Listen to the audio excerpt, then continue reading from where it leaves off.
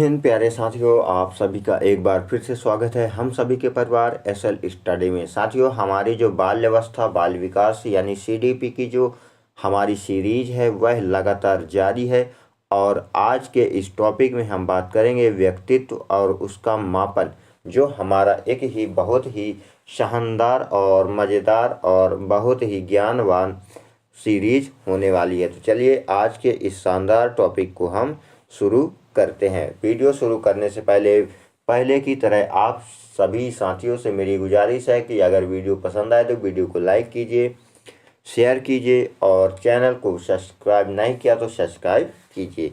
चलिए शुरू करते हैं अपना आज का शानदार टॉपिक।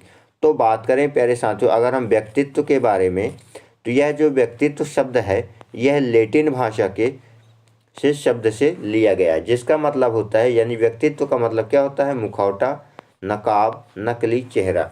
ठीक है, इसको हम इन भाषाओं इन शब्दों में भी व्यक्त कर सकते हैं। ठीक है, यह किसने दिया है यह शब्द? यह सिसरो ने दिया। जो कहाँ है? यह यूनान का एक नाटककार थे। सिसरो कौन थे? यूनान के एक नाटककार थे। इन्हें ही व्यक्तित्व क्या क्या क्या माना जाता है? जनक माना जाता है। ठीक है, प्रश्न में पूछ सकता है परीक्षा में कि व्यक्तित्व के जनक कौन है निम्नलिखित में से? तो वह कौन है? सिसरो है। ठीक है, चलिए अब हम बात करते हैं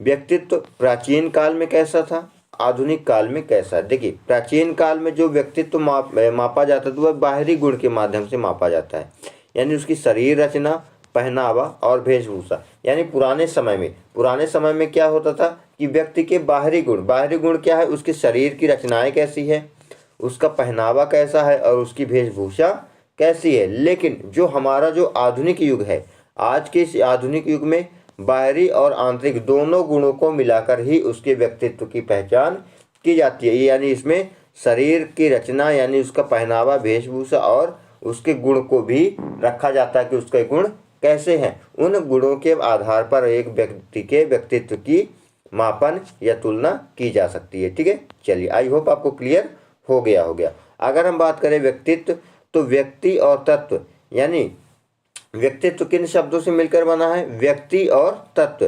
ठीक है, जहाँ पे व्यक्तित्व का मतलब होता है सकारात्मक और तत्व यानी नकारात्मक। यानी जब व्यक्ति के अंदर सकारात्मक और नकारात्मक तत्व आपस में मिलते हैं तो वहाँ पे क्या होता है? व्यक्तित्व की उत्पत्ति होती है। ठीक है, जो वाटसन महोदय उन्होंने क्या कहा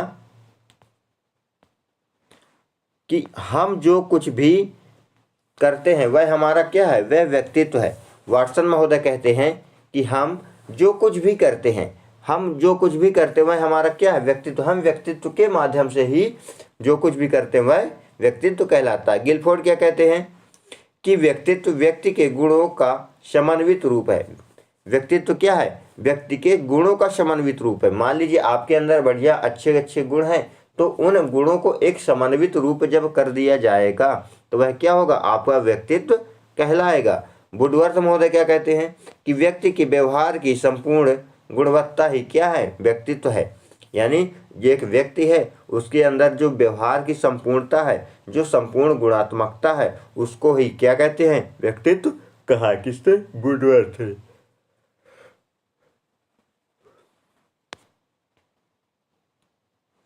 वैलेंटाइन क्या कहते हैं कि जन्मजात एवं अर्जित प्रवृत्तियों का योग ही व्यक्तित्व है। उन्होंने क्या कहा कि जो मनुष्य के अंदर जो जन्मजात जो प्रवृत्तियां, जैसे हंसना, बोलना, है ना, नाचना, ये हमारी क्या प्रवृत्तियां हैं। और अर्जित प्रवृत्ति यानी भाषा बोलना, भाषा का प्रयोग करना, व्यवहार का प्रयोग करना, यह सब क्या है? यह अर्जित प्रवृत्तियां हैं। तो इनके दोनों का जब जन्मजात और अर्जित दोनों का अगर योग करेंगे तब हमें क्या?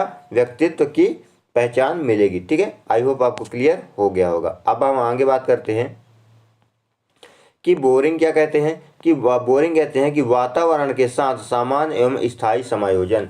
बोरिंग महोदय ने क्या कहा कि अगर हम वातावरण के साथ एक सामान्य और स्थायी समायोजन बना लेते हैं तो वह हमारा क्या है? व्यक्तित्व के निर्माण में सहायक होगा। ठीक है, मन क्या कहते हैं कि व्यक्तित्व वंशानुक्रमित एवं अर्जित प्रवृत्ति प्रवृत्तियों का योग है। जो व्यक्तित्व है, जो एक व्यक्ति है ना, व्यक्तित्व क्या है, वह वंशानुक्रमित यानी अपने पूर्वजों से लिया हुआ जो प्रवृत्ति और जो अर्जित प्रवृत्ति, अगर उन दोनों का योग कर दिया जाए, उन योगों को मिला दिया जाए, तो वह क्या होगा, वह व्यक्तित्व होगा। ठीक है, चलिए आगे देखते हैं। आलपोर्ट महोदय क्या कहते हैं कि व्यक्तित्व व्यक्ति के उन मनोदैहिक गुणों का एक गयात्मक संगठन है जो वातावरण के साथ अपूर्व समायोजन कर लेता है। आलपोर्ट महोदय क्या कहते हैं कि व्यक्तित्व क्या है, व्यक्ति के उन मनोदैहिक गुणों का एक क्या है, गयात्मक, एक संगठनात्मक संगठन है जो वातावरण के साथ अपूर्व समायोजन कर लेता। अपूर्व का मतलब समय से पहले ही, क्या अपूर्व का मतलब होता है समय से पहले। ठीक है, समय से पहले ही क्या कर लेता, समायोजन कर लेता, वही क्या है, व्यक्तित्व कहलाता है। ठीक है, आई होप आपको क्लियर।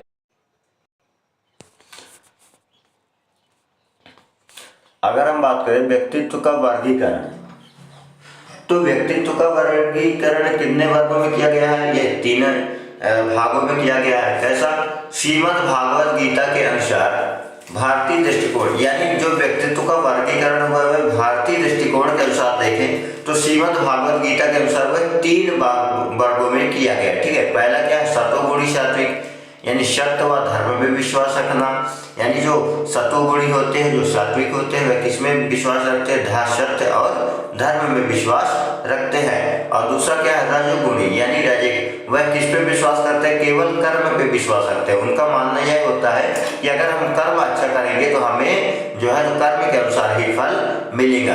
तीसरा जो है तमोगुणी, यानी तामसिक होते हैं, वह फल में विश्वास रखते हैं, यानी शुभ प्रधान होता है, यानी उनका यह मानना होता है कि अगर हम कोई भी कार्य करेंगे या कोई भी कर्म करेंगे तो हमें उसके फल में विश्वास रखते हैं और उससे वह शुभ को क्या बोलते हैं, यह प्रधान मानते हैं। ठीक है, चलिए आगे बात करते हैं। अगर हम सतोगुणी यानी सत्य और धर्म में विश्वास, रजोगुणी यानी कर्म में विश्वास और तमोगुणी यानी फल में विश्वास। ठीक है, प्रश्न में पूछ सकता है कि निम्नलिखित में से व्यक्तित्व का वर्गीकरण श्रीमद् भागवत गीता के अनुसार कितने भागों में किया गया है, तो 3 वर्गों में किया गया, सतोगुणी, रजोगुणी और तमोगुणी। ठीक है, चलिए आगे देखते हैं।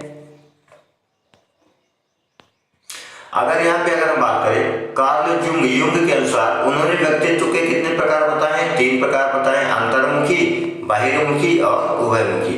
अंतर्मुखी कौन होते हैं, जो संकोची होते हैं और एकांत प्रिय होती है, यानी अंतर्मुखी व्यक्तित्व के व्यक्ति कैसे होते हैं, वह संकोची होते, वह ज्यादा बोल चाल में ध्यान नहीं देते और वह क्या करते हैं, एकांत प्रिय यानी शांत प्रिय होते हैं। वहीं जबकि जो बहिर्मुखी होते हैं वह क्या होते हैं, वह हंसमुख होते हैं, वाचाल होते हैं, सामाजिक होते हैं, व्यवहार कुशल होते हैं। वह जो बहिर्मुखी व्यक्तित्व वाले क्या होते हैं, वह हंसमुख होते हैं, यानी सभी से हंसी से बोलते हैं, वाचाल होते हैं, ज्यादा बोलने वाले होते हैं, सामाजिक होते हैं, लोगों के साथ व्यवहार कुशल होते हैं। ठीक है, वहीं पे अगर हम बात करें उभयमुखी की, तो यह अंतर्मुखी और बहिर्मुखी दोनों का क्या होता है, एक योग होता है। ठीक है, यानी इसमें जो है तो अंतर्मुखी के भी गुण पाए जाते हैं और बहिर्मुखी के गुण भी किसमें पाए जाते हैं, उभयमुखी में पाए जाते हैं। ठीक है, आई होप आपको क्लियर हो गया होगा। आगे देखते हैं।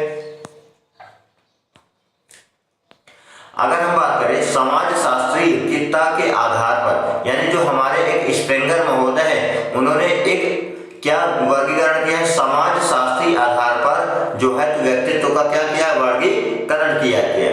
ठीक है, जो पहला व्यक्तित्व क्या है, आर्थिक व्यक्तित्व। जो आर्थिक व्यक्तित्व में क्या होता है, जो एक दुकानदार होता है, उद्योगपति होता है, वह किसको महत्व देता है, पैसे को ही महत्व देता है, अर्थ को ही महत्व देता है। जो सामाजिक व्यक्तित्व वाला व्यक्ति होता है वह समाज सेवक होता है। ठीक है, राजनैतिक व्यक्तित्व वाला राजनेता होता है ना। धार्मिक व्यक्तित्व वाला क्या होता है, संत होता, पुजारी होता, भक्त भी हो सकता है। जो सैद्धांतिक व्यक्तित्व वाला होता है वह कवि या लेखक हो सकता है। ठीक है, सौंदर्यात्मक आधार पर बात करें तो कलात्मक, मूर्तिकार या कलाकार, इस प्रकार के जो व्यक्तित्व वाले होते हैं, इस प्रकार के जो कुशलता वाले व्यक्ति है वह जो है तो सौंदर्यात्मक आधार पर कलात्मक या मूर्तिकार हो सकते हैं। ठीक है, आई होप आपको क्लियर हो गया होगा। प्रश्न में पूछ सकता है कि स्पेंगर महोदय के द्वारा समाजशास्त्री आधार पर व्यक्तित्व के कितने प्रकार हैं, तो वह 6 प्रकार हैं। ठीक है, चलिए आगे देखते हैं। संवेगात्मक आधार पर व्यक्तित्व की बात करें तो हिप्पोक्रेटस जो सबसे प्राचीन कायात्मक वर्गीकरण है, जो हिप्पोक्रेटस महोदय है, उन्होंने संवेगात्मकता के यानी भावनात्मक के आधार पर कितना वर्गीकरण किया है? 4 किया। ठीक है, कफ प्रवृत्ति, काले पित्त वाले, पीले पित्त वाले और अधिक रक्त वाले, इन 4 वर्गों में उसको क्या किया? वर्गीकरण किया है। ठीक है, आगे देखते हैं। शरीर की रचना के आधार पर हम वर्गीकरण की बात करें व्यक्तित्व का, तो शेल्डन महोदय, क्रैमशर और विशेषताएं, इन तीनों में हम इसको आगे देखते हैं। ठीक है, चलिए।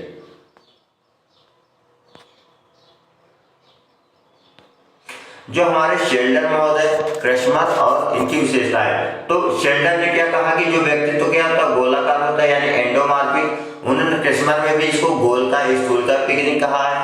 इसकी जो विशेषताएं होती है वह क्या होते हैं? छोटे होते हैं, मोटे होते हैं और आलसी होते हैं। यानी जो व्यक्तित्व वाले व्यक्ति होते हैं वह कैसे होते हैं? छोटे, मोटे और आलसी यानी आलस्य वाले व्यक्ति होते हैं। ठीक है, अगर शेल्डन की बात करें तो आयताकार, मेजोफॉर्मिक, लंबाकार, एक्टोमॉर्फिक। ठीक है, और जो क्रैमशर क्या कहते हैं? पुष्टकाय, सुडौलकाय, एथलेटिक खिलाड़ी होते हैं, लंबकाय, कृतकाय और मिश्रित काय, डायप्लस।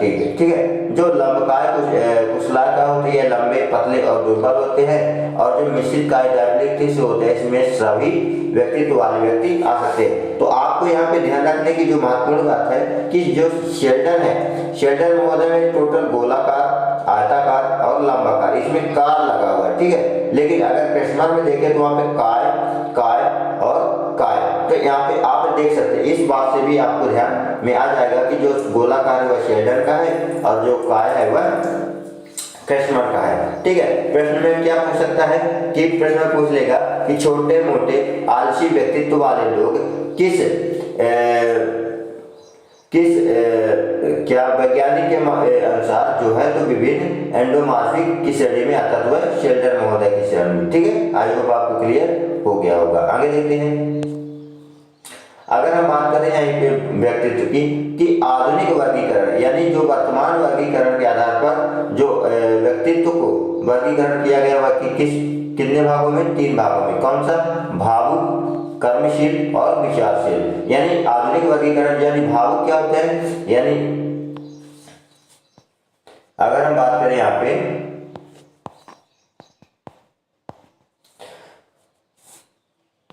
तो भावुक क्या होते हैं? या जो बालक है, इस प्रकार के बालक क्या होते हैं? इस प्रकार के व्यक्ति भावुक होते हुए भावनाओं पे ज्यादा बह जाते हैं। ठीक है, मान लीजिए एग्जाम्पल के तौर पर ये व्यक्ति है, यह किस श्रेणी का है? भावुक श्रेणी का है। तो यह क्या करेगा? अगर आप इसको बहलाएंगे, फुसलाएंगे तो यह भावना में बह जाएगा। दूसरा क्या होता है? कर्मशील होते हैं। मान लीजिए यह व्यक्ति कैसा कर्मशील है, तो यह क्या हो सकता है? कर्म पर ज्यादा विश्वास रखता है, यानी इसका यह मानना है कि अगर हम कर्म करेंगे तो हमें फल अवश्य मिलेगा। ठीक है, विचारशील व्यक्तित्व वाले क्या होते हैं? आधुनिक वर्गीकरण में जो व्यक्तित्व होते हैं वह विचारशील वाले भी होते हैं। वह क्या करते हैं? कोई भी कार्य करने से पहले वह विचार विमर्श अवश्य करते हैं। ठीक है, आई होप आपको क्लियर हो गया होगा। आगे देखते हैं। अब हमने क्या देखा साथियों कि हमने देखा व्यक्तित्व का अर्थ, व्यक्तित्व की परिभाषाएं हमने देखी, व्यक्तित्व के वर्गीकरण देखा। अब हम देखेंगे व्यक्तित्व यानी व्यक्तित्व को मापने की विधियां। तो व्यक्तित्व को मापने की कितनी विधियां हैं? 2 विधियां, एक प्रक्षेपी विधि और दूसरा प्रक्षेपी विधि। ठीक है, इसको हम प्रत्यक्ष और अप्रत्यक्ष दोनों विधियां भी कह सकते हैं। ठीक है, तो प्रक्षेपी विधि में क्या होता है? व्यक्ति के केवल बाहरी गुणों का क्या होता है? मापन होता है, जबकि अप्रक्षेपी में उसके बाहरी और आंतरिक दोनों गुणों का भी मापन होता है। ठीक है, चलिए आगे देखते हैं। इसको जो है इस मापन विधियों को हम जो है तो निम्न 4 रूपों में IBT, TAT, CAT और SCT। IBT मतलब इंक ब्रॉड टेस्ट, TAT मतलब टर्मेटिक अपर सेक्शन टेस्ट, CAT चाइल्ड अपर सेक्शन टेस्ट और SCT स्टैंडर्ड ग्राम्टिक टेस्ट कहलाता है। ठीक है, इसको हम विस्तार से आगे की वीडियो में देखते हैं। ठीक है, चलिए आगे देखते हैं कि प्रक्षेपी विधियों में हम किसका अध्ययन करते हैं? अचेतन मन का अध्ययन करते हैं। ठीक है, रोशस आई दब्बा परीक्षण, IBT इंक ब्लॉड टेस्ट। ठीक है,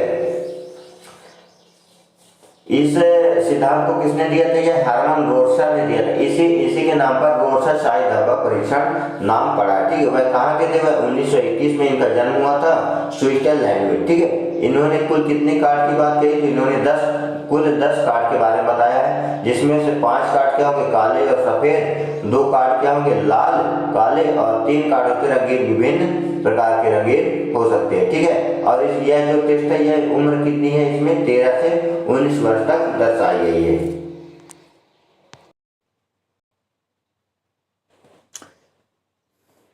इसमें क्या है कि मन जो है यहाँ पे, तो मैं इसमें देख चेतन मन और दूसरा अर्ध चेतन मन। ठीक है, इसमें अगर बात करें तो यहाँ पे अगर जिसमें ज़्यादा परसेंटेज हो गए उसी को मान्य किया जाएगा। इसमें 10% है, चेतन मन कितना? 10%, यानी हम वस्तुओं को क्या कर सकते हैं? 10% थोड़ा भाग ही याद कर सकते हैं। लेकिन अचेतन में जो ज़्यादा वस्तुएं होती हैं, वह जो ज़्यादा ज्ञान वह अचेतन मन में चले जाते हैं। तो यह क्या होता है? केवल वक्त पढ़ने पर यानी समय पढ़ने पर यह हमें याद आते हैं। ठीक है, चलिए आगे देखते हैं।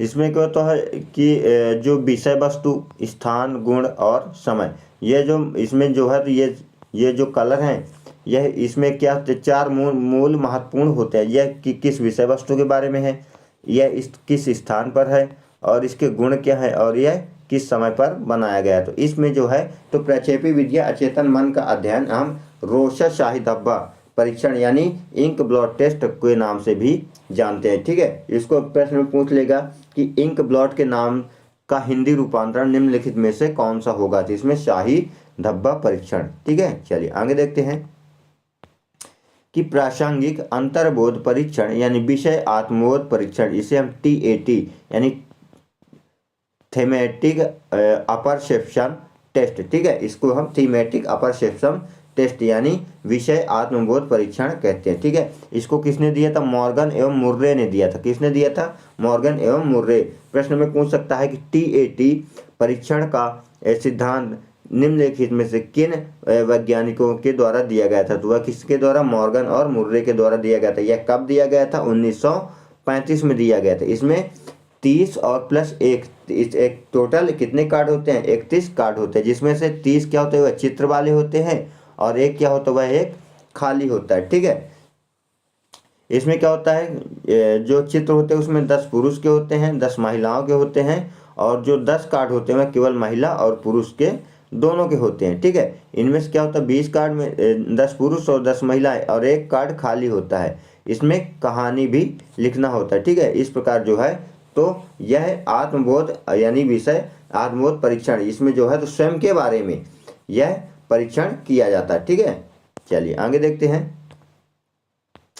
कि बाल अंतर्बोध परीक्षण यानी चाइल्ड अपरसेप्शन टेस्ट, इस जो है तो बाल अंतर्बोध परीक्षण, बालक क्या होता है? अपने अंतर्बोध यानी स्वयं का आकलन कर सकता है। इसको किसने दिया था? लियोपोल्ड बैलॉक ने दिया था। कब दिया था? 1948 में दिया था। इसमें कुल कितने कार्ड हैं? 10 कार्ड है, लेकिन किसने हुआ? केवल जानवरों के हैं। यह जो है तो यह एक विदेशी जानवरों को इसमें कार्ड है। ठीक है, यह उसकी जो उम्र है यह 3 से 11 वर्ष के बच्चों के लिए है। लेकिन अगर हम बात करें भारत में, जो भारत में बाल अंतर्बोध परीक्षण वह किसने दिया था? उमा चौधरी ने दिया था। इन्होंने भी 10 कार्ड बनाए थे जो भारतीय पशुओं के नाम पर आधारित थे। ठीक है, चलिए आगे देखते हैं कि वाक्य पूर्ति परीक्षण यानी सेंटेंस कंप्लीट टेस्ट। ठीक है, इसको किसने दिया था? पाइन एवं टेंडलर ने दिया था। कब दिया था? 1930 में दिया था। इसमें 12 अधूरे वाक्य या एक अधूरी कहानी होती है, जो सभी वाक्य में माँ से शुरू होती है। ठीक है, यह जो वाक्य पूर्ति परीक्षण कैसा? इसमें 12 वाक्य होते हैं जो अधूरे होते हैं। इसमें जो सभी वाक्य हुआ है किसमें होते हैं?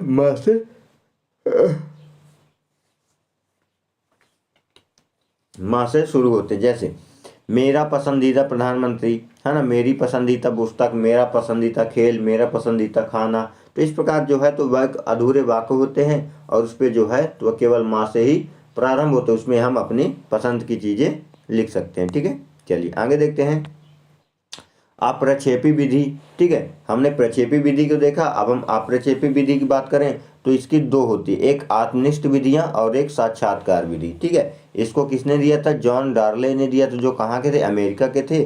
ठीक है, इसको हम इंटरव्यू भी कहते हैं। जो आत्मनिष्ठ विधि होती है इसको हम इंटरव्यू यानी इंटर यानी आंतरिक, और व्यू का मतलब होता है अवलोकन करना। ठीक है, बात करें हम आत्मकथा की तो ये इसको किसने दिया था? विलियम वुंड एंड टीचनर ने दिया था। ठीक है, इसके जो संस्थान यह देहरादून में मनोवैज्ञानिक। ठीक है, यह एक भारत में प्रथम परीक्षण हुआ था। ठीक है, इसमें जो है तो गुण एवं दोषों को सम्मिलित किया जाता है। अगर हम बात करें प्रश्नावली परिसूची विधि, इसको किसने दिया था? RS वुडवर्थ ने दिया था। कब दिया था? 1918 में दिया था। यह कहाँ के थे? अमेरिका के थे। ठीक है, जिसमें जो है यह एक वैज्ञानिक विधि है और कागज पेंसिल दोनों विधि है। इसमें बच्चा क्या होता है? हाँ या ना में जवाब देता है। खुली उसको क्या होता है? स्वतंत्रता होती है। सचित्र चित्र होते हैं और मिश्रित होते हैं। ठीक है, इतिहास गाथा जीवन इतिहास विधि, इसको किसने दिया था? टाइडमैन ने दिया था। इस विधि में संख्यात्मक बालक के परिवार वाले से उसके जीवन के बारे में पूछा जाता है। इसमें क्या पूछा जाता है? उसके बालक के जीवन के बारे में पूछा जाता है।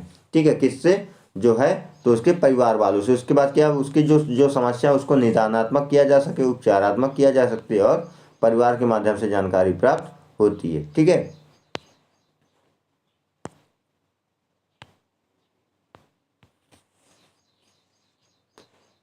अगर हम आगे बात करें निरीक्षण या बहिर्दर्शन विधि, इसको जो है किसने दिया? निरीक्षण का मतलब बहिर्दर्शन, हम अपने बाहरी वातावरण की या बाहरी जो है तो हम अपने जो है तो परीक्षण कर सकते हैं। इसको किसने दिया था? वाटसन ने दिया था। यह व्यवहारिक विधि व्यवहार का निरीक्षण करता है। यह दो प्रकार के, एक औपचारिक हो सकती है और अनौपचारिक, यानी पूर्व सूचित और पूर्व में सूचित नहीं। ठीक है, इसमें जो है तो हम समाज में अपने व्यवहार के माध्यम से अपने व्यक्तित्व का परीक्षण मापन करते हैं। ठीक है, चलिए आगे देखते हैं।